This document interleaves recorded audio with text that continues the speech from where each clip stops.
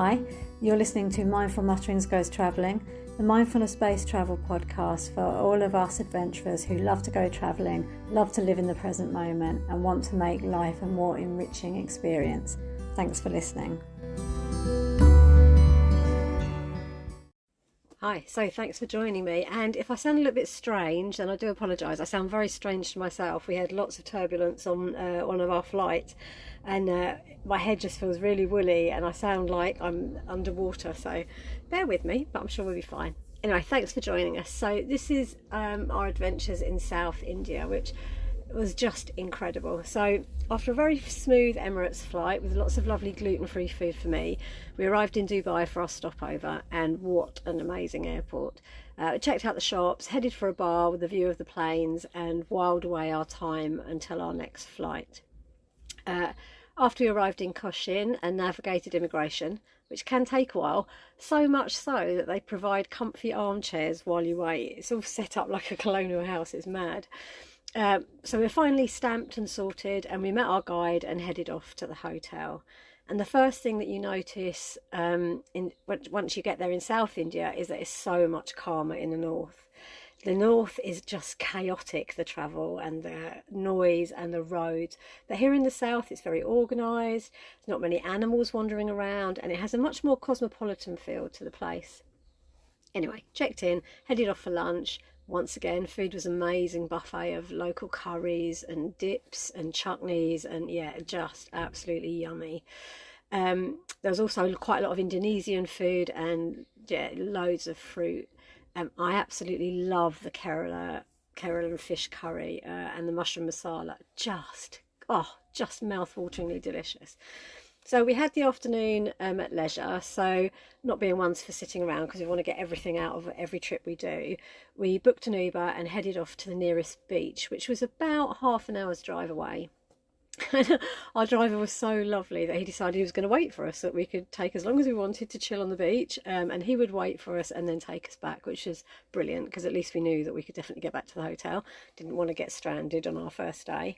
And the beach didn't disappoint. It was a just lovely mixture of yellow and black sand. Got my first glimpse of the Arabian Sea, and the first thing that strikes you is really obvious is that most of the people in the water are fully clothed. There was not a swimsuit in sight. You had women in full saris sitting in the sea or playing with their kids in the sea, and yeah, it was just beautiful. So obviously, being us, our next stop was to find a beachside bar for a mango lassi. Now, lassi is a yogurt-based drink it couldn't have had more flavour. It was absolutely jam-packed with beautiful mango, just delicious.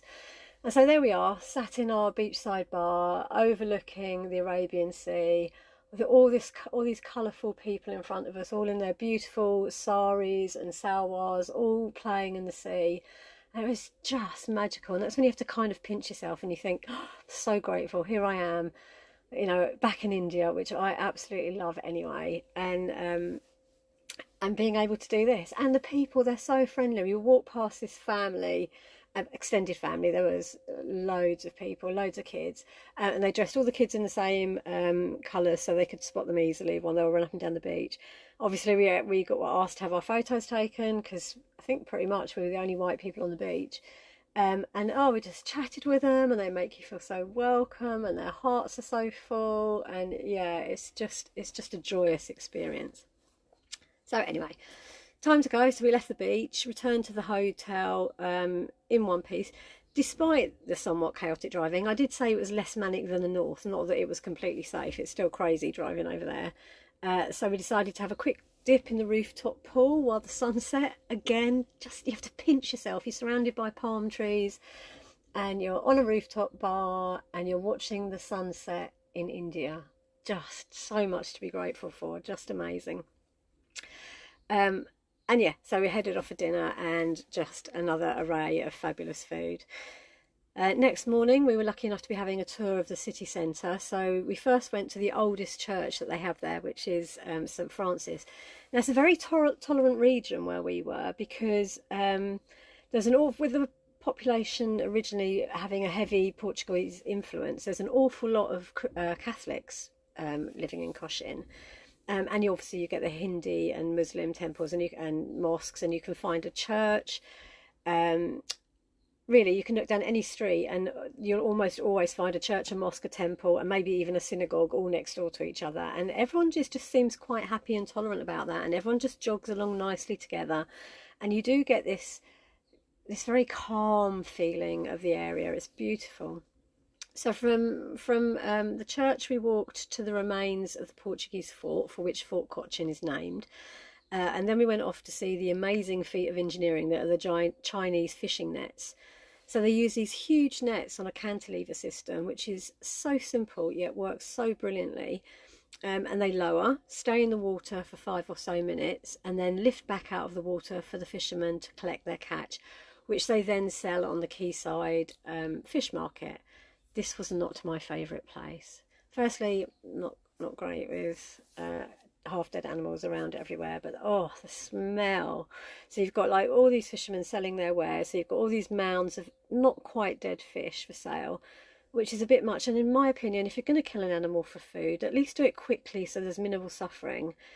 I mean, I'm not a vegetarian, but I definitely don't want to see any animal suffering ever, especially not unnecessarily. Anyway, so while everyone was looking at the fish, I chose to have a little wander around the trader stalls, bought myself a lovely dress, got myself a fabulous parasol to add to my collection, my growing collection I might add, because I never remember to pack them when I'm going and I always end up having to buy a new one. Anyway, was very happy with my purchases. And so then we were taken to see how the Tamil run laundry works. So sending the washing out is very common in India, and we're taken to this building, and there's a series of small concrete block houses where the washing is done, and still mostly by hand. And to achieve the brilliant white that they get, they use a mixture of chlorine and a blue dye type solution. So out of monsoon season, the washing is dried in this huge field full of washing lines. Just an amazing sight to see. But in the rain, it's hung up from the roof in one half of this huge, large room. And in the other half, they iron using incredibly heavy steam irons and a lot of starch. So I had a go at the ironing and can tell you that bingo wings would be a thing of the past if I had to iron using that every time. It was so heavy. And the thing that's really obvious here is obviously the caste system legally has been abolished in India, but it still runs strong, or at least from my experience, from what I see, it still runs strong. And we were explained that because of that, the laundry is run by Tamils, and there's a lot of people that come from Tamil Nadu down into Cochin and surrounding areas, or in Kerala. But that they are still kind of trapped by their caste. Doesn't matter how educated they are, doesn't matter what opportunities present themselves, they can't progress very far through the economy. And this was a result of it. They had in the past a very well-educated, very intelligent Tamil man who created opportunities for fellow Tamils to have a better standard of living through providing them with work that they could run themselves. And so this is how this laundry got set up. So it was really interesting, and also really sad that well, I don't know if it was sad really, because kind of it works really well in as much as they're all in charge of their own employment and what comes in for them and how they work and what they want to work, and you don't have one person building an empire around other people's employment, but by the same token there isn't that freedom to move up the social ladder for them that we experience. But then different cultures, different people, I don't think it's really my place to say one way or the other which one is better or works well. Anyway, politics aside, then jumped into a tuk-tuk, headed on to the Manchetti Palace. So this was built by the Dutch and gifted to the Maharaja as an apology for raiding a temple. Dutch behaved pretty badly, gave this palace to the Maharaja to kind of smooth stuff over so that he wouldn't kick them all out. And it houses the most incredible carved wooden ceilings and stunning murals depicting the Hindu stories. And they have been incredibly preserved. They are painted straight onto the walls using dyes made from lapis lazuli, lapis, red stone, lime, and then glazed with, amazingly, an egg white mixture, and that has stood the test of time. There was a couple of patches that had been destroyed, but on the whole these murals are still beautifully vibrant and in the amazing condition that they were when they were painted hundreds and hundreds of years ago. So that we were really lucky to see that. That was fantastic. So then we headed back to the hotel for lunch, and bearing in mind it's very hot in South India, you know, you're hitting 35, 36, 37 degrees, so definitely staying out of the midday sun is quite important here. So we chilled in the afternoon around the pool and just had time to kind of adjust after all the travelling and the excitement of being back in India. Following morning, got on the bus, began our journey from the lowlands of South India towards the midlands of the region by heading off to the Anthrapoli waterfall. So this waterfall flows into the Chalakudi River past nutmeg trees and plantations, and in places it feels like you're in the jungle. You know, there's so many trees and it's so green and so lush. So we wound our way up to about 50 metres above sea level and just had incredible views of this waterfall. So for a better view of it, we walked down through all the trees, and you're walking at quite an angle, and we saw a giant squirrel, a giant tree squirrel, and when I say giant, I mean it. It was huge, a massive, great thing.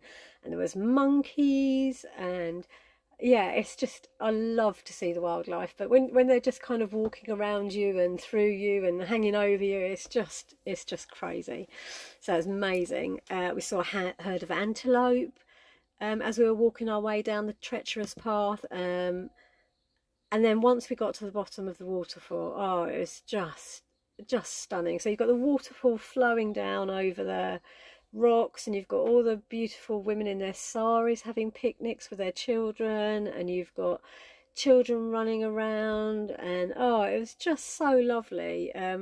So we stopped to have our photos taken by some of the families that were out for the day, and this was Sunday that we went there, and Sunday is a day of rest in that area. Almost all the shops are shut. Families come together, generally, weirdly enough, for a large meal of roast meat, and then they have tapioca with chilies and coconut instead of our roast potatoes. But yeah, you could draw the similarities. It was really cool. And then the return journey from the waterfall back up to where we had to meet our guide was hard work. Oh, 35 degrees, sun's beating down on you. You're walking at like a 90-degree angle on paths that aren't really made up, and you've got bits of trees sticking out, and you're trying to avoid the monkeys, and you're trying to avoid everybody else, and oh, it was just great, just amazing. And as always, I'm so mindful of how lucky I am and how grateful I am that I can have these experiences, that I get to meet these beautiful people around the world, that we get to see these countries and go to places that when I was a child I only ever dreamed of. So yeah, just the most amazing start to our stay. And then back on the coach, we resumed our journey north to Thrissur. So I hope you'll join me for the next episode to see how we got on with that. Take care. Thanks for listening.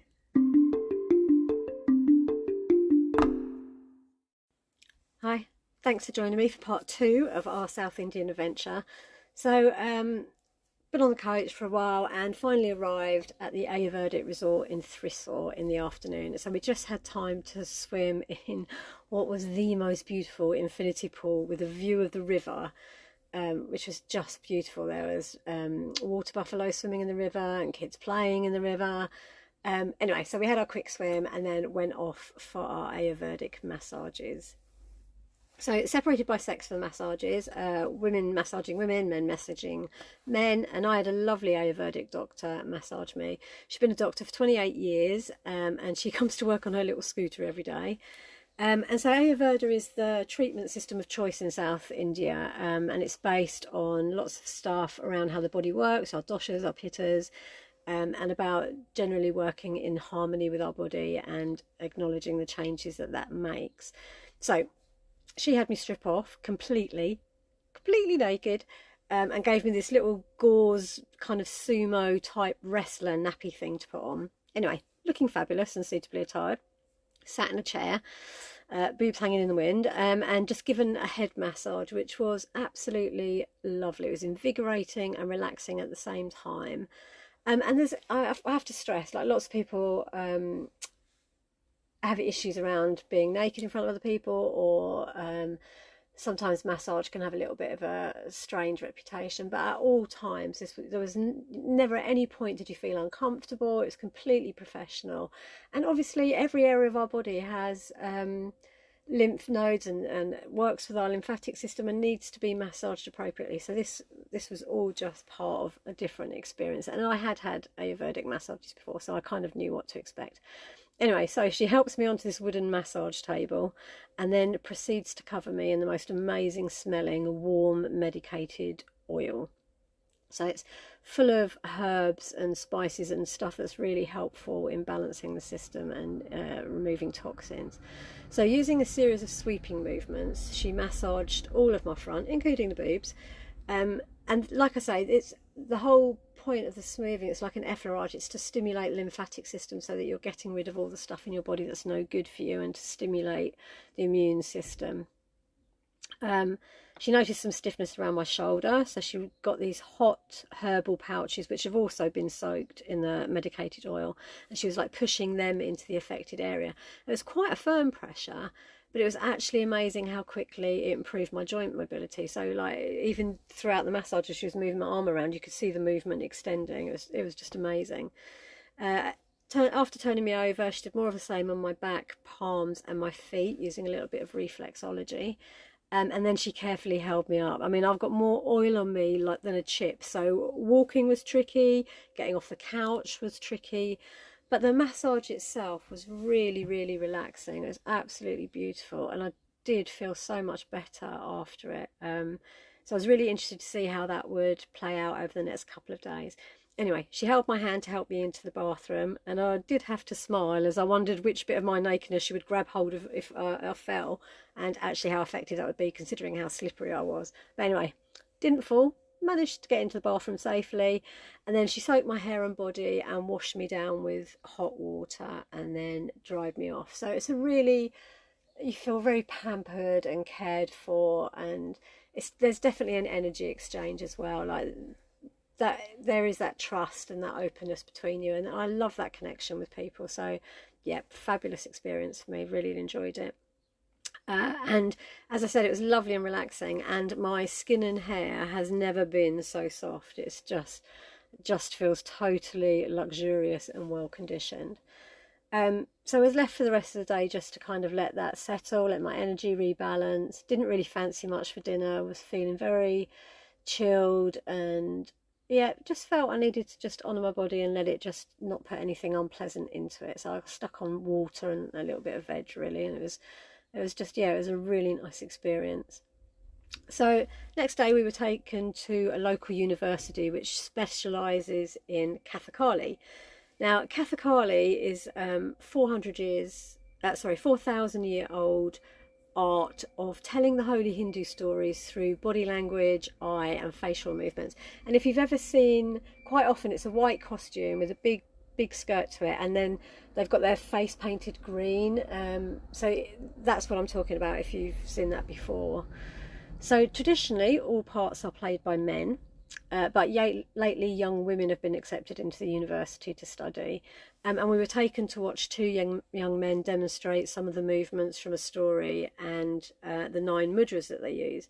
So mudras are hand positions often used in yoga or meditation, and we also got a demonstration of what the facial expressions represented and what the eye movements meant. And then from there we went to watch 2 beautiful Indian girls perform a graceful dance, and again they explained what the movements represented so that we could understand. But more importantly, they get 500 applications every year to this university, because I asked the guide, and I wondered if maybe, you know, the young people weren't quite so interested in something that has such cultural weight to it, and you know, with social media and technology and that had the interest waned. But she said they had 500 people apply every year and they only offer 72 places, so they are incredibly oversubscribed all the time. So it was really interesting watching that and seeing how they managed to tell the stories by it. And we knew that the next day or in a couple of days' time, we were going to watch a proper show of it. So yeah, it was really good to get an understanding into the background of it. And then after lunch, we walked into the town. Oh, honestly, we were treated like celebrities. I'm guessing that tourists don't venture out much from the hotel that we were in. And to be fair, none of the places that we were visiting were very tourist based anyway. Lots of Indian tourism, but not so much international. And so our little white faces stuck out like a sore thumb, and we couldn't have been welcomed more. Honestly, we were made to feel so special and so welcomed. But we did end up with 3 personal shoppers of our own as we're walking around the supermarket, anxious to show us local produce and what they have and ask questions. And it was so lovely. And they wanted to know about where we live and what our tattoos mean. My husband and I are both quite heavily tattooed. And quite a lot of our tattoos are spiritual, so we were having a talk about that. I know that they were taking photos of us because I could see out the corner of their eye, and I'm sure that they have dined out on several stories about the day the white people went shopping in their supermarket. But honestly, just such lovely people, and it was a funny experience. So as we were going back towards the hotel, we bumped into our guide. So we joined him and the driver for masala chai, which is one of my favourite Indian drinks. So chai is a milky tea, and masala is a selection of spices mixed into the tea. And it's absolutely delicious, incredibly refreshing, very good for you, and literally cost pennies. I think it was 10 rupees, which is, I don't know, penny, something like that. You know, it's just crazy. Or maybe 10p. I think it's about 10p. So crazy. And it was really nice to talk to him, you know, while he wasn't busy trying to give us lots of information, just trying to get to know our guide and who he is and about his family and that. So that was really lovely. And then that was kind of our day over and done with there. And the next day we then had 5 hours on a coach to get us further into the Midlands, right up to the tea plantations. We went past cows and horses on the road. And it began to feel a bit more familiar as we were heading towards the mountains and the animals on the road and the familiar sights and sounds. It was very similar to what we'd experienced in North India and what had been so far missing from our experience in South India. Not that we missed it. South India is beautiful and all that, but that's what we'd come to expect in North India. And as we were going up into the mountains, it became a little bit more familiar. So it's fantastic.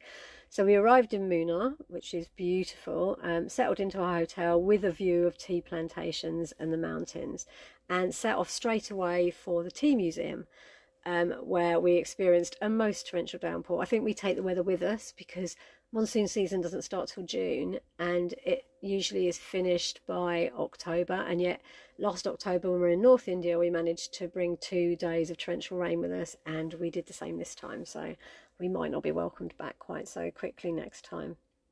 Anyway, so we went to the tea museum, which was, it's just so interesting. I mean, we take tea for granted because we drink so much of it over here, but it was just fascinating. I learned so much. So we went past all this antique equipment from the plantations, like with the old switchboards and old tea brewers and induction motors, to a film room. That was our first experience, where we watched a documentary on the history of the plantation. And it was so interesting because I didn't understand, or I didn't know before the film, that the ethos behind the plantations was so amazing. So the British set them up. They had got approval from the Indian government because this land they didn't think could be used for much else. So they've got all the permits and whatever in place. But then they realised very quickly that they didn't know how to deal with the climate. They didn't know how to deal with soil erosion. In fact, they didn't know a lot. So they went to the local Indian village and they asked for their help. And that hasn't changed over the past however many 100 years. The Indian knowledge is what keeps the plantations running, and it's a very different relationship from the one that it was back then. But either way, it was always been a very positive situation. So, as I was saying, at first it started off that the British had the money and the Indian people had the knowledge. But what's happened is it's become an equal partnership where almost all the Indian employees at the plantation now are shareholders. And to keep everyone thriving and to maintain the balance and the environment and the equality between people, it was from a very quick start after the plantations were planted, and obviously the tea came from China and the plantations were set up. hospitals were built, creches were available, food was subsidised, accommodation was provided, and ultimately schools. So these became villages, really, these plantations, and they provided for everybody, Indian and British, to live really well and have a good standard of living. But the most important underlying key was also not to be disturbing the environmental infrastructure too much. So animals were protected, they made sure that they were planting stuff around the tree bushes to keep the wildlife fed. And that is very evident all the way through South India. In fact, animals come so close to you because they know that you're not a threat to them. They know that they are safe and protected. And that is a privilege, really. It's a lovely thing to see. So after watching the film, which, like I say, I just kept learning and learning and learning, it's just amazing how much money tea brings into India. And there's one company in particular called Tata, and they evolved. They went from tea to making cars to, I mean, you see the word absolutely everywhere in South India. Tata owns or makes or produces just about everything. And they actually bring in 10% of India's taxable income, which is just a frightening amount. But by the same token, they are very altruistic as well, and they give back loads to communities and sponsor lots of events and education and healthcare.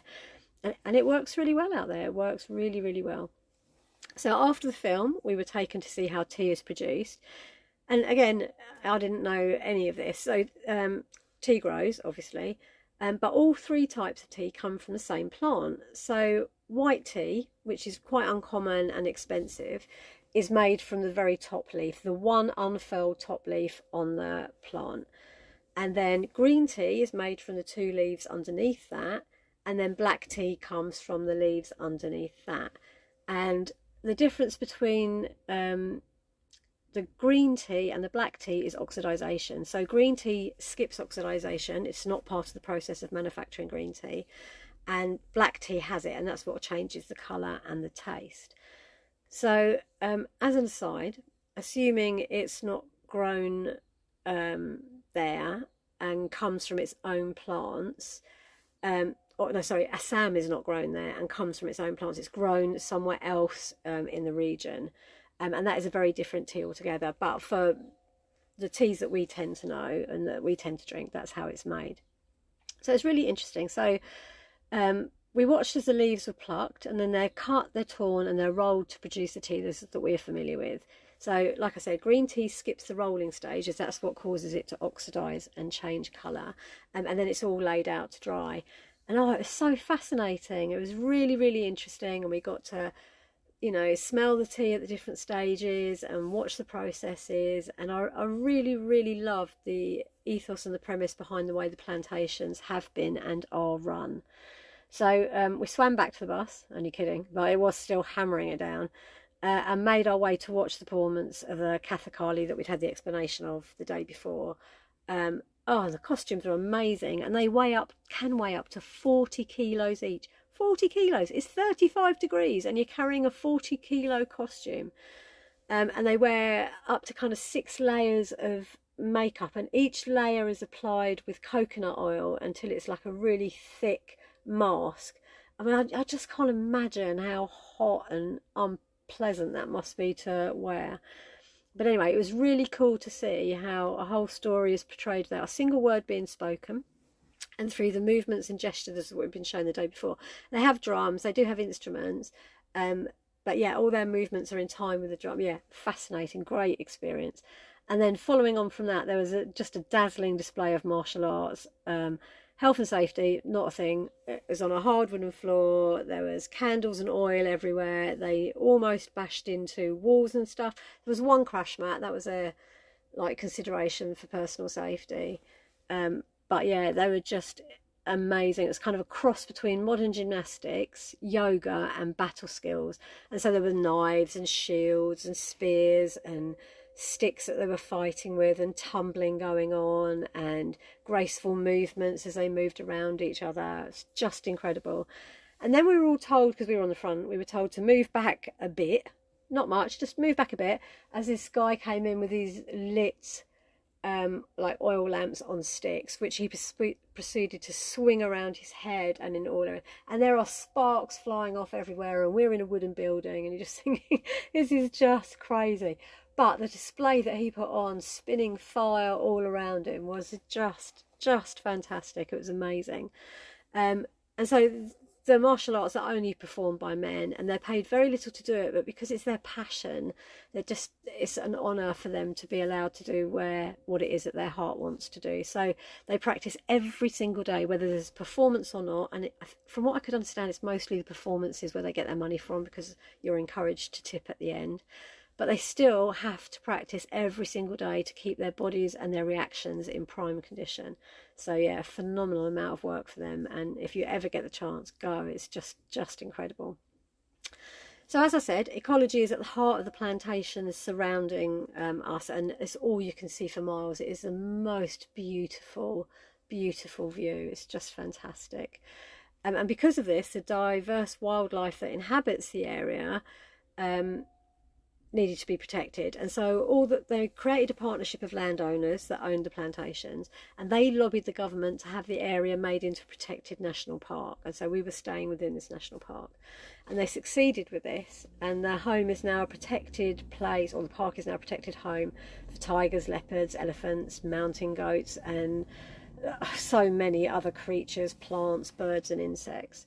So it's just breathtakingly beautiful. I can't use words to describe it.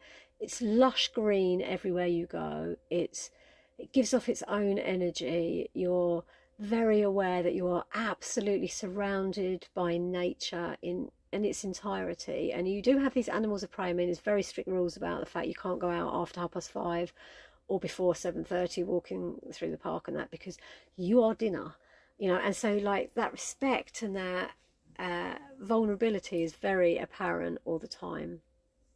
But anyway, so the morning after we'd been to the Kathakali show, we visited the Rajamali National Park. Again, amazing place, so pretty. And those of you who know me or are regular listeners to the podcast will know how important spending time in nature is to me, and this place was just incredible. I've already mentioned the energy. I mean, you are just surrounded by green and wildlife and beautiful noises, and as you're walking through, you can literally feel the stress leaving your body, and you honestly feel better when you come back out. On the walk back down, you feel alive. It's just amazing. And yeah, I can't imagine what it must be like to be there a lot. And it makes you want to meditate. It makes you want to go within you. It makes you feel so incredibly grateful for the experience that you're having, but also the serenity that's there. And they've got little benches tucked up and little arches where you could go and sit in peace and spend some time in meditation. Just the most incredible place. I feel very, very privileged to have been there. So yeah, it was just incredible. So you've got the rolling mountains all around you, you've got the tea plantations, you've got flower fields, and in flower fields they've got this particular plant, I can't remember the name of it, which is really annoying, but it only flowers once every 12 years, and so the patience that it requires to benefit the input that this plant requires is incredible. And it wasn't the 12th year while we were there, so we didn't get to see it. We only got to see a picture. But I just love the fact that everyone's happy to wait for this plant to bloom in 12 years time, and then it will be celebrated. We mostly saw birds and goats while we were there, but no tigers, no elephants, no nothing. But mostly just enjoyed the breathtaking view, and as I said, it just had the most peaceful atmosphere to it. So beautiful and calming. And it took us twice as long to walk the trail as it should have been, because we were stopped for so many photos. But honestly, people just wanted to know where we were from, wanted to just be with us, have their photo taken with us, ask us questions. And they're just so warm and friendly and welcoming. Just beautiful souls, really. And in Munnar, they're mostly from Tamil Nadu originally. And just have the most beautiful way about them. Absolutely, yeah, love the people. So on our way back to the hotel, we stopped for a walking tour of Munnar, and here again, so much tolerance. Mosques, churches, temples, all built next to each other. Everyone just jogs along kindly. So we had a walk through the fruit market. Amazing vegetables and fruits and just colours and smells. It's just fantastic. Did a teeny tiny little bit of gift shopping because there's really no kind of tourist industry there. You don't get the like toot shops or gift shops or stuff. It's great to see actually. And then we stopped at the wine shop so that we could experience that again. So we did this last time we were in India, and it's crazy. So the wine shop, they call it, but actually it sells everything.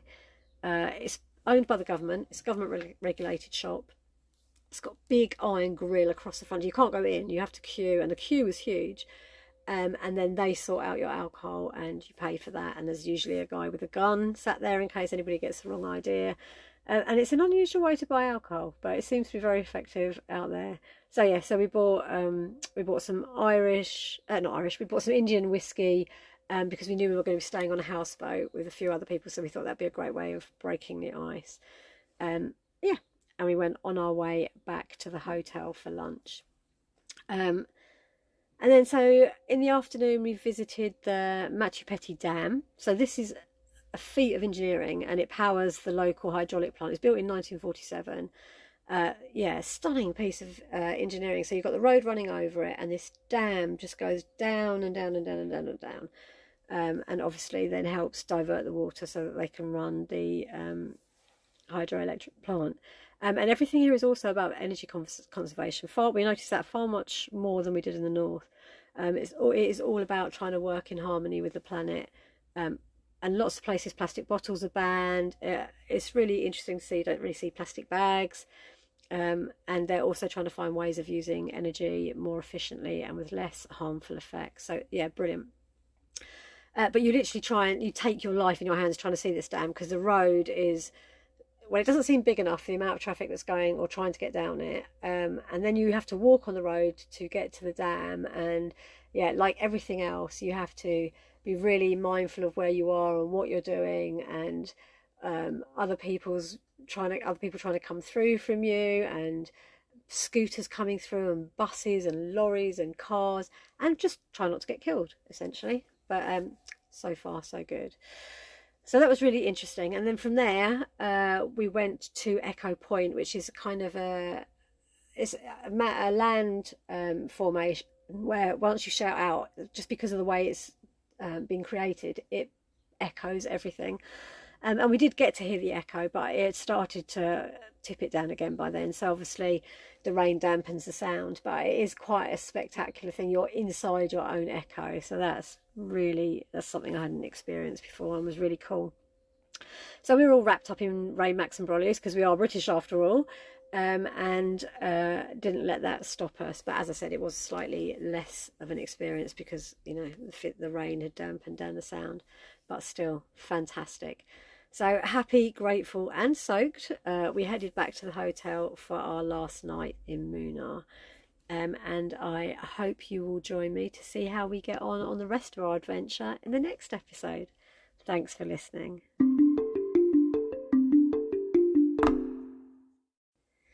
Hi, and we're back on part 3 of our South Indian adventure. So we set off really early for Thekady in the Cardamom Hills, and just enjoyed these. The journey was just amazing. You've got beautiful views of tea and spice plantations, and that's actually where we were heading. Our first stop was going to be the spice plantation, and that was amazing. I learned so much.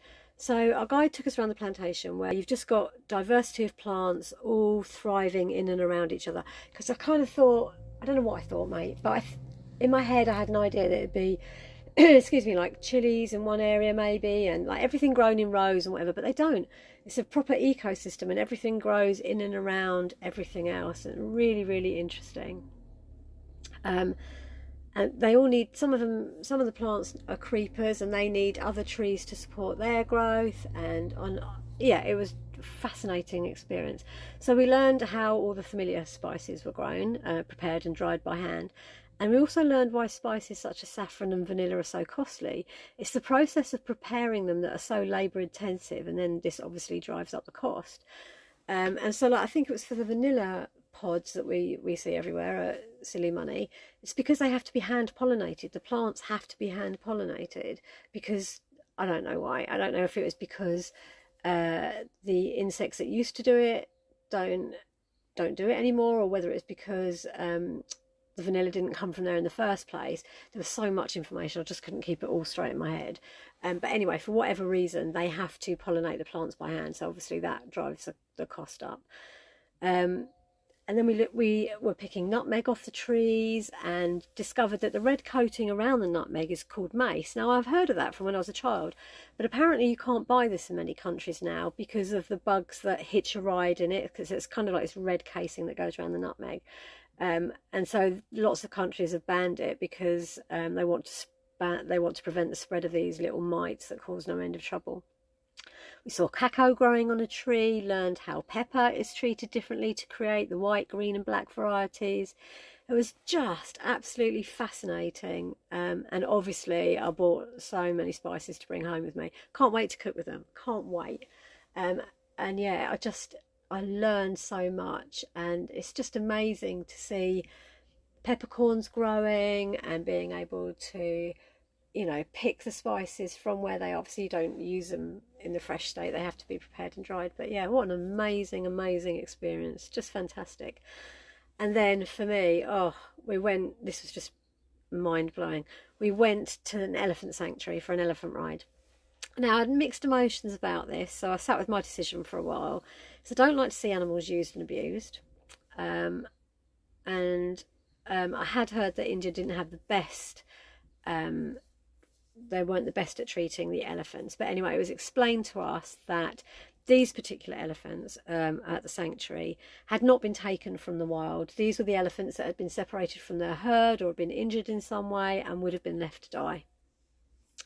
And so they've been rescued and they were taken to the shelter where they're very well fed and cared for. And they really did look happy and healthy and, just beautiful animals. And the sanctuary itself is subject to regular welfare inspections, and it all seemed very very well looked after and very well maintained, and the animals looked beautiful. And then it was also explained that it's incredibly expensive to maintain an elephant sanctuary, especially as elephants live for 30 plus years. And so they have to bring an income in somehow, which is why the elephants were providing rides. Now, the rides were kept to an absolute minimum, like kind of 10 minutes. The animals worked for a very short period each day. But this was kind of working for their living, which is, I guess, what all of us have to do. You know, some of every day is given up to doing something to contribute for our own basic living needs. And this was kind of how it was explained to us that the elephant rides had come about.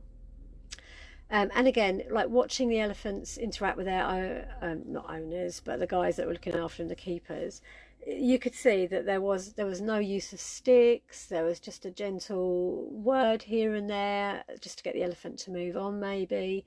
Elephants seemed quite happy in what they were doing.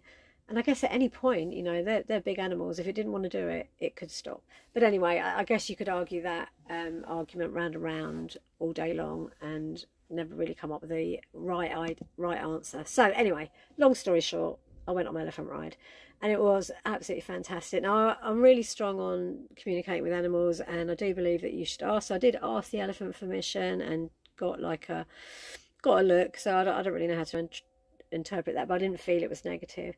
And I sat at the front, so I could touch her head. So her name was Yumani and she's 29 years old, and I could put my hands on her head. So I just gently, a little bit of Reiki just to communicate. And I was just amazed at how wiry her hair was, and just how smooth and beautiful she was just beautiful. I absolutely loved it. And it was such a privilege to be able to sit on her back. So I really hope that she knew that I respected and appreciated the gift of her time. And yeah, what an amazing experience. And she also liked a little bit of a rub behind her ears. She liked that a lot, so I was very happy to do that for her. And she was the most beautiful soul. So after dismounting, she allowed me to rub her trunk and look into her eyes, and it was just such a beautiful connection. It was really amazing and really humbling, and I don't think I'll ever forget it. It was just incredible.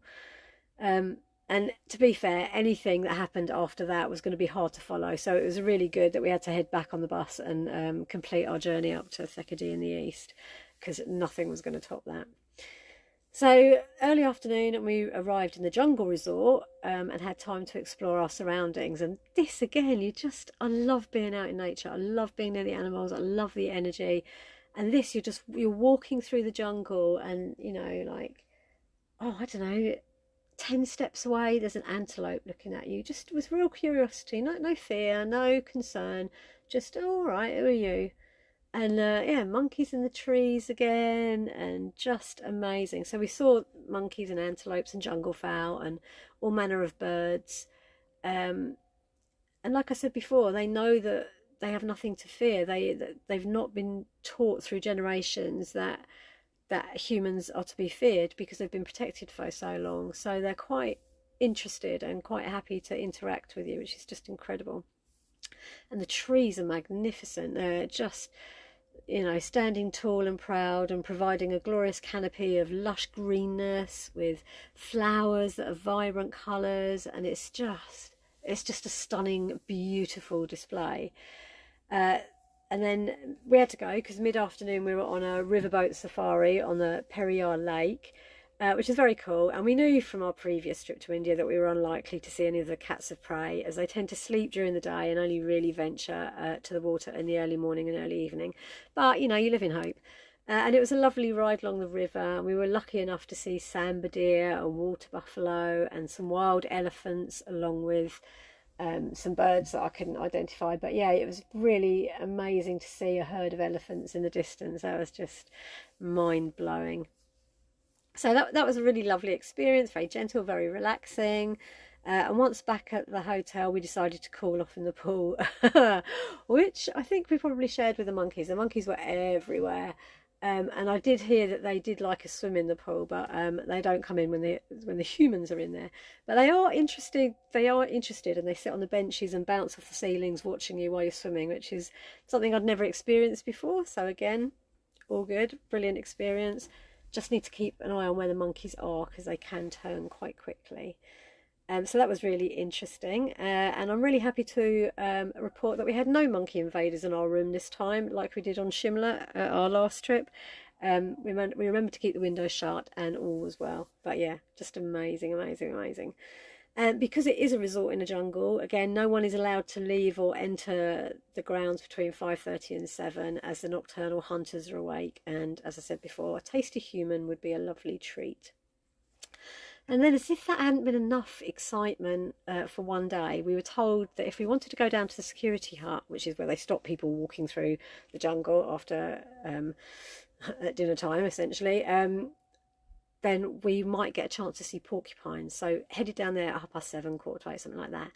And oh my goodness, it was just amazing. As we were walking down there was a deer, just beautiful, just standing there watching us all walk down. Absolutely no fear, nodding her head as we walked past. It was just amazing.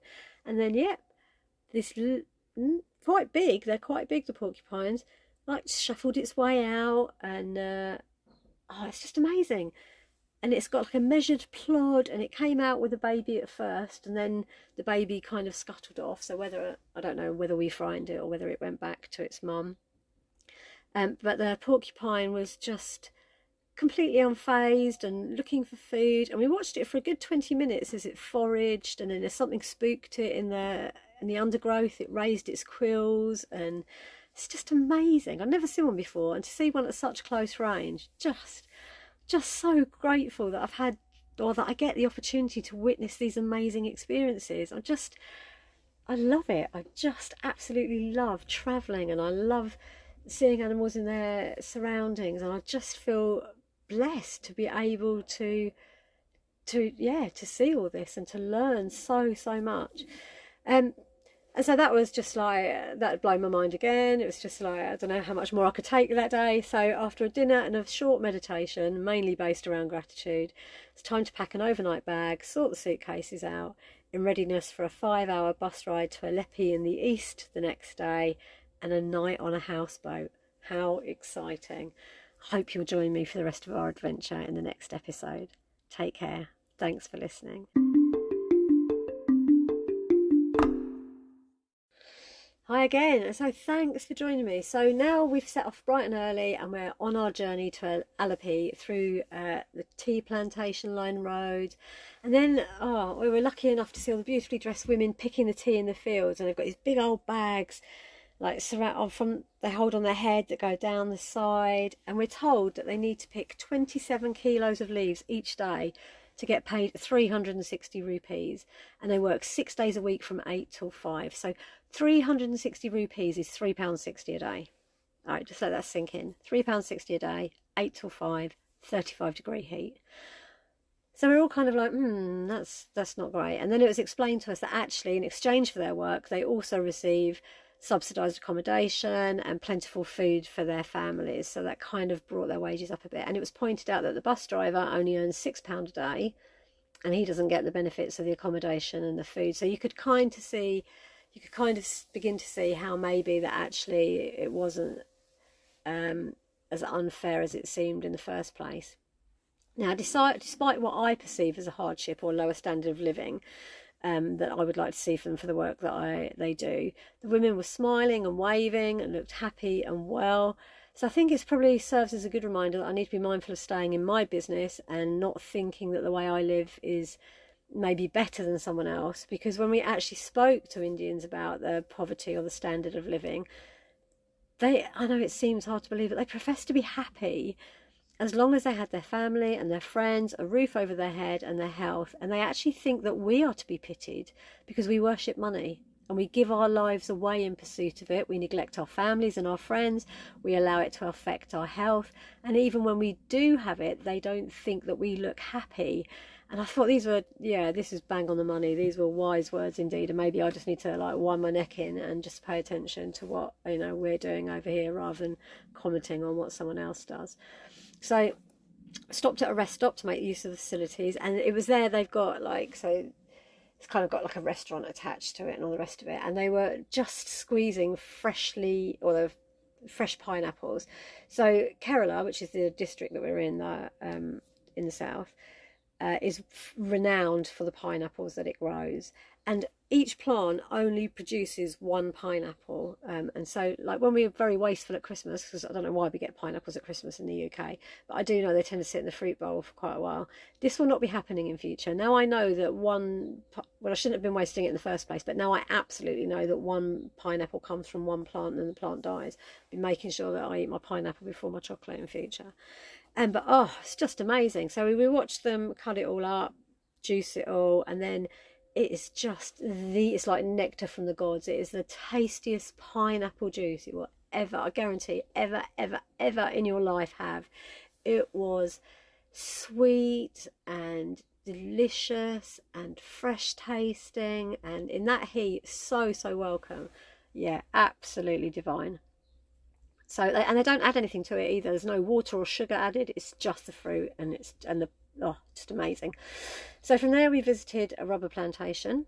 Didn't know an awful lot about this either, but apparently the trees have to be really carefully managed. So left alone, these trees might live for 60 odd years, but the trees that they use for rubber are grown for 40 and then replaced with new saplings. And once at a suitable age, with about an 18-inch trunk, a skilled worker with a very special knife cuts a groove around one side of the tree early each morning, and then they tap a bowl into the trunk and leave for the day while the sap runs into the bowl. And they put this plastic skirt around the tree to prevent the rainwater from entering the wound that they've made, because if it does, obviously it would cause the tree to rot from the inside, and they want to protect the tree. So they keep it safe with this skirt thing, and the sap that comes out is actually latex. And then they take the latex, they mix it with water and formic acid, and they leave it to dry in the sun. So it forms a small cake, which they then squeeze to remove all the water, and then they smoke it. And this is essentially rubber. And so I think they had to get the same little collection from 20 trees, and that made a rubber mat of about 2 foot by 1 foot, which is then sold to the rubber shops for them to make the rubber products that we're familiar with, like tyres and stuff. And for the latex products, the cakes are sold to factories to make, condoms, surgical gloves, all that kind of stuff. So that was really cool. I was really interested to learn that. Then back on our journey, we continued south until we reached Alapi. So by this time we're on the river, and the houseboats, which are amazing looking, absolutely amazing. And Kerala is famous for these houseboats, which are essentially converted barges and very basic in their design. And you've kind of got like an open area up top, and you've got a layer with the galley and the bedrooms, and then like a sitting room at the front so you can see. But there were so many of them on the water. Honestly, it was like the M4. It was just crazy. But yeah, what a lovely way to spend an evening. And you're just gently pootling along these rivers, watching life go by. So once we're on board, we were given a traditional Kerala lunch, which is served on a banana leaf. It's called sadhya. And it's a meal of rice, dal and curries, and yeah, absolutely fantastic. So we then enjoyed our leisurely cruise past palm trees and rice paddies waving to all and sundry, and as I said, you could see daily life going on as we passed by. So you've got women doing the washing in the river, men fishing, children playing, and the views were just breathtaking, just so green and lush and mirrored in the calm water. And we were lucky enough to watch birds darting in and out, catching their fish.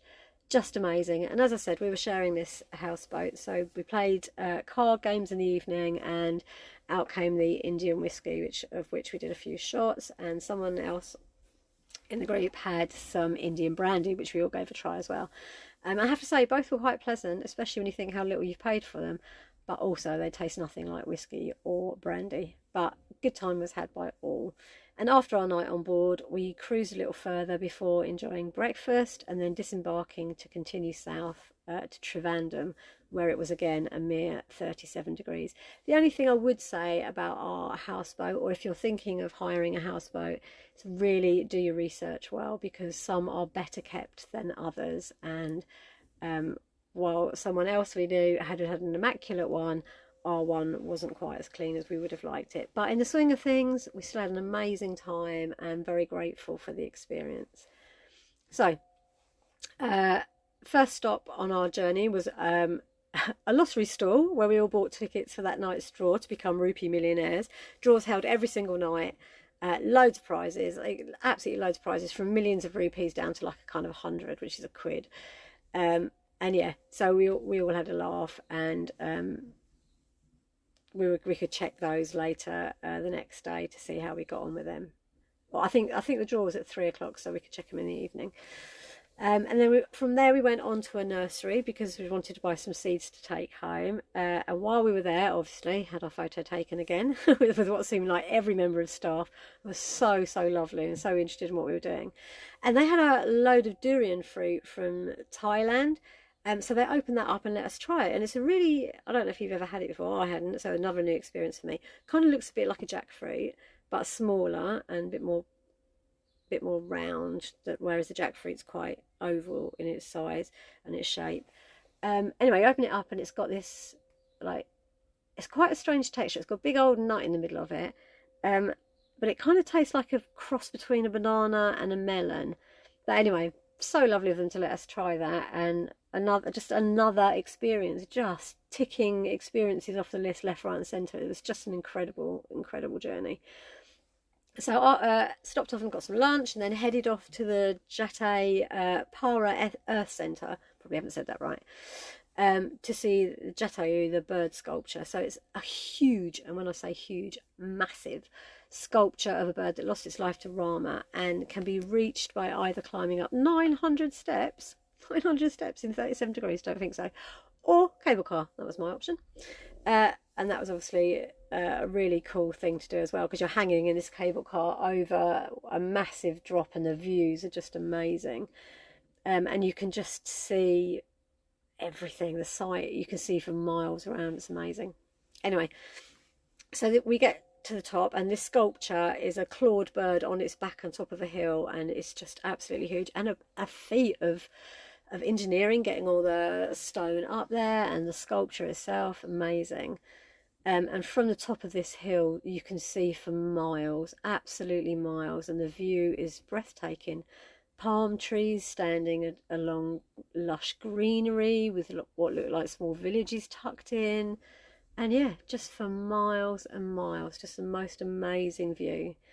And next to the sculpture is a temple for Lord Krishna, which we were allowed to walk around but not go inside, which is absolutely fine. I have no issue with not entering the temple of other people's beliefs.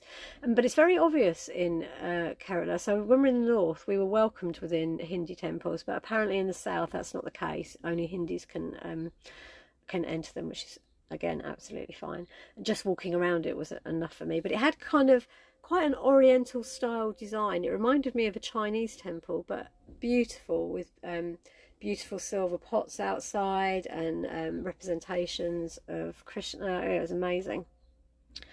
So I was very happy to have been able to see that. And then once back down, again by cable car, we arrived back at our hotel just in time, literally just in time, to nip across the road to the beach and watch the sunset on the Arabian Sea. And it wasn't disappointing. The colours were amazing. It was a sight that I've wanted to see for ages, and I feel incredibly grateful to have finally witnessed it. And it was just the icing on the cake that day, so pretty.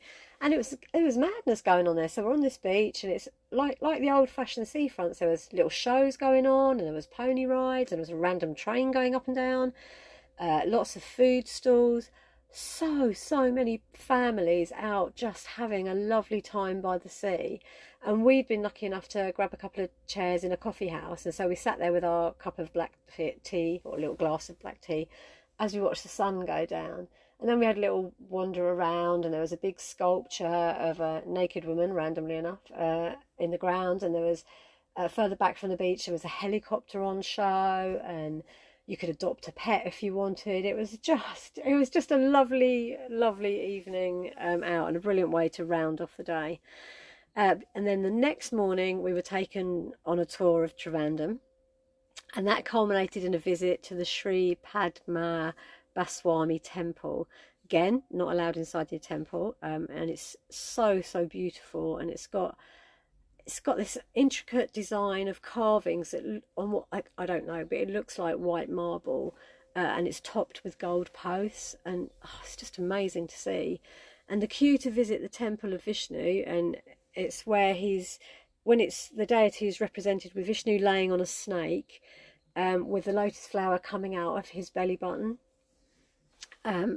Just incredible. So everyone in this queue is dressed in their absolute finery. The clothing was beautiful.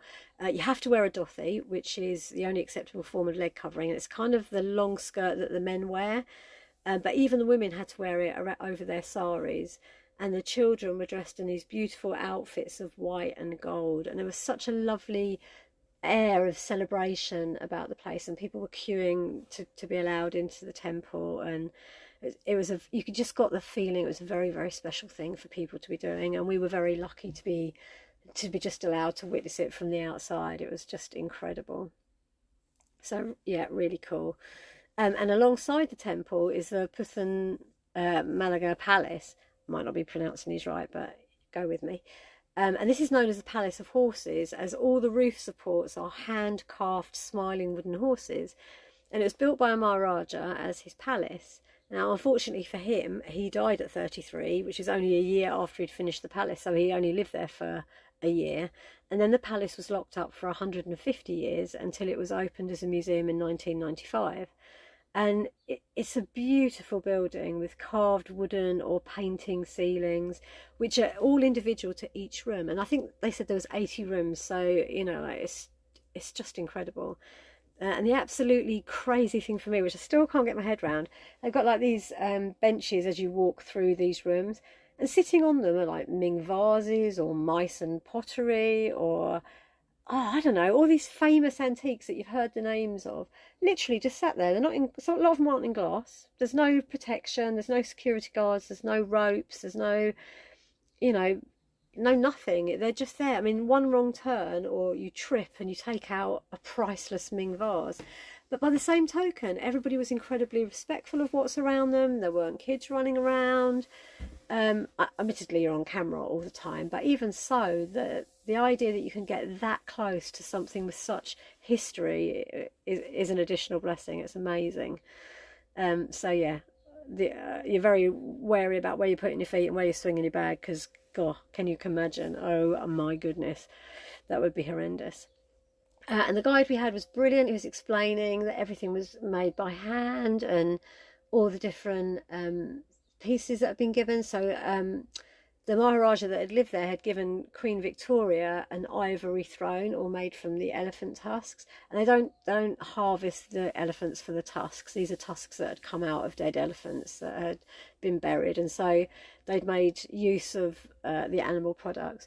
But then there was also this amazing crystal throne, and it all lit up. Oh, you just can't imagine the wealth that they must have had to be able to create these absolute works of art. And yeah, I feel very, very privileged to have been able to walk around. It was really quite close in there because obviously no air conditioning, and it's an old building and it is very hot outside, and that makes you think as well how it must have been to live. And there's little tiny windows cut into the roof line for the princesses to look out, because they would not have left the palace. They were not allowed to leave the palace, and because of the matriarchal line, the way it runs in South India, their husbands that would have been arranged for them would come to live in their home, because that was where the power seat was. But yeah, so their whole life was spent just looking out of a little tiny window in this essentially beautiful jail, I guess. But anyway, it was really interesting. I'm really glad we got a chance to look around it. And yeah, so then we were allowed out to have a little wander around the temple stalls, and stopping for another lottery ticket on our return. We went back to the hotel for a last swim, another massage, and our journey to the airport. So again, another Ayurvedic massage, very different this time. I really enjoyed this one. Well, I enjoyed them both, but this one seemed different. I don't even know what she did differently really, because it was quite similar in the fact that you were naked again and you set off with a head massage, but her style of massage was different to the first woman, and there was different draining techniques she used on my face and different products. And yeah, so it was a really lovely, relaxing experience. And then at dinner that night, we checked the lottery tickets, and it turned out my husband had won. He's very happy to have won 100 rupees. That's a whole pound that he won on the Indian lottery. So he was over the moon and has not stopped telling everybody since. But it was a really lovely way to end our time in India. And I have to say, South India is very different to the north, but we loved every single minute of it. It's just a beautiful, beautiful place, and I'm really so humbled and grateful for the experience we had and the people we met, and the information that I've learned, and just everything that we were able to do and see and smell and learn. And yeah, it's been an incredible journey. Really loved our trip. And I do talk about mindfulness and manifesting all the time, alongside with the power of gratitude. And I often see people's disbelief on people's faces when I tell them that it all stems from something as simple as paying attention to your thoughts and making them work for you instead of against you. But it really is that true. When you choose to live in the present and live as much as possible as you can in the moment, to have a clear idea of how you want your life to look, and then put the effort into believing that it's already yours, and being grateful for everything and everyone in your life, that's how it works. And I'm living proof of this. I focused on going to India and then prepared for the opportunity when it arose, and I have not been just once, but I've been twice in the last year, and have been busy manifesting so many more trips which are already booked for the coming months and years, that I hope you'll join me on as I share them through my podcast. But being mindful changes the way that you view everything. We live at such a pace, and we are often keen to get to the next experience, but actually centering yourself, especially when you're traveling, centering yourself and enjoying every aspect of it, trying to remember every smell, trying to experience new tastes, saying yes to new things, being aware that you're being invited into somebody else's culture, and making sure that you're respecting that and behaving appropriately while you're there. Meeting new people, taking their wants and needs into consideration. All of this is what brings the richness of life around. And as you become mindful, and as you center in your own identity and you become authentic, that's what draws people to you and experiences to you, because everything that we think and feel and say and believe has an energetic vibration. And making those work for you are what can bring the most amazing experiences, opportunities and people into your life. And when you apply that in your travelling as well, it just heightens the whole experience, and it has been an absolute joy. So thank you, South India, you've been amazing. Thank you very much to you for listening to this podcast, and I hope you will join me on my next adventure in Bali at the end of June. Safe travels, take care, namaste.